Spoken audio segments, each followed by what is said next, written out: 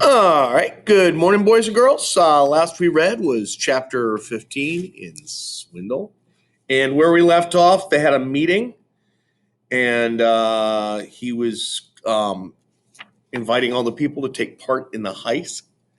And we're going to find out if they want to be part of this. So remember, the last words were, "We can do this." Now, who's on board? Let's find out. Chapter 16. Here we go. The silence was ear splitting. Finally, Pitch spoke up. "Count me in. Somebody's got to teach this creep a lesson." Logan was next. "Me too. It's the ultimate challenge for an actor." "Easy for you to say," muttered Savannah. "You'll be safe and sound across the street. If the cops come, you can tell them you've never seen us before in your life." "It may be a break in, but it isn't stealing," Griffin reminded them. "The card is ours. If anything happened, it was Swindle who did it." "Sure," Savannah said sarcastically. "That's the first thing that pops into a policeman's mind when he catches you blowtorching a safe."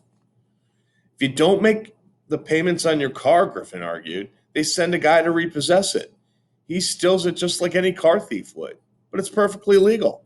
"That's exactly what we're doing, repossessing a baseball card." Melissa spoke up. "I thought that note was in my locker by mistake, but I guess you guys really did want me." "Of course we did," Ben assured her. "But are you in or out?" "Oh, I'm in," she confirmed. "It's the first time anybody's asked me to be part of anything." Savannah was the picture of pure outrage. "I would have bet 5 of those Babe Ruth cards that you guys were going to stand up and tell these two maniacs to stuff it. What's the matter with you people?" Giffen regarded her intently. "It all comes down to you, Savannah." "Yeah, right. Like I've got a choice," she raged. "You fixed it, so I have to go along just to be able to protect poor Luther." But Ben couldn't believe his ears. "Poor Luther? I can picture exactly how it'll play out. You're going to bumble around that house until he's got no choice but to bite one of you. Then the ASPCA is going to want to put him down because he's vicious. Well, he's not. That's why I'm going to be there every step of the way to make sure nothing happens to Luther." "It's a go then," Griffin announced. "The auction is on October 17th. That gives us 5 days to make our move. I don't have to tell you that total secrecy is a must. You can't talk to anybody about this, no matter how good you think they are at keeping secrets. No best friends, no favorite grandmothers, no personal life coaches, not even your pen pal who lives in Hong Kong. No one else can find out about this." On that note, a pile of flattened volleyballs sneezed. "Bless you," Ben said automatically. Then, "Hey!" Balls came tumbling in all directions as the mountain moved. A head broke the surface of the rock slide as Darren Vader got to his feet. "How much did you hear?" Griffin demanded. "All of it," Darren replied cheerfully. "That's quite a plan you've got there, Bing. When the funeral home starts burying people in Ziploc bags, I'll know some of you fell off the roof."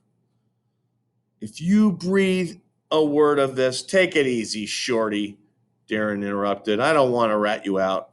I want a piece of the action." "What are you talking about?" Griffin snapped. "A piece of what action?"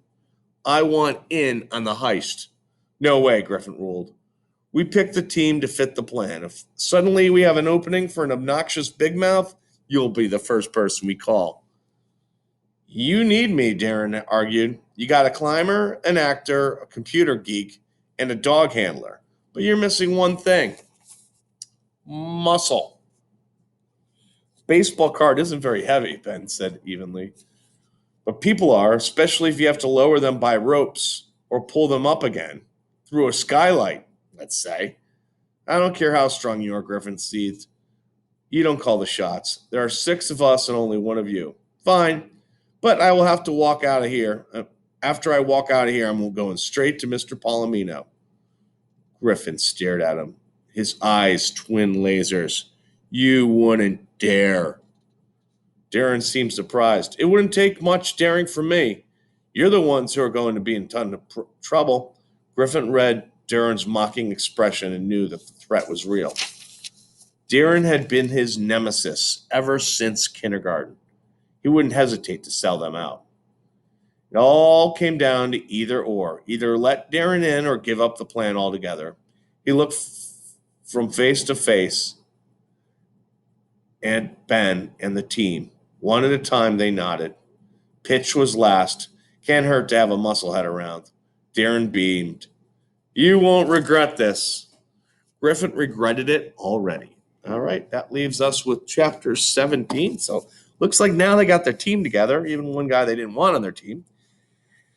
And let's see how this works out. All right, see what their plan is. All right, boys and girls, have a wonderful day. All right, take care.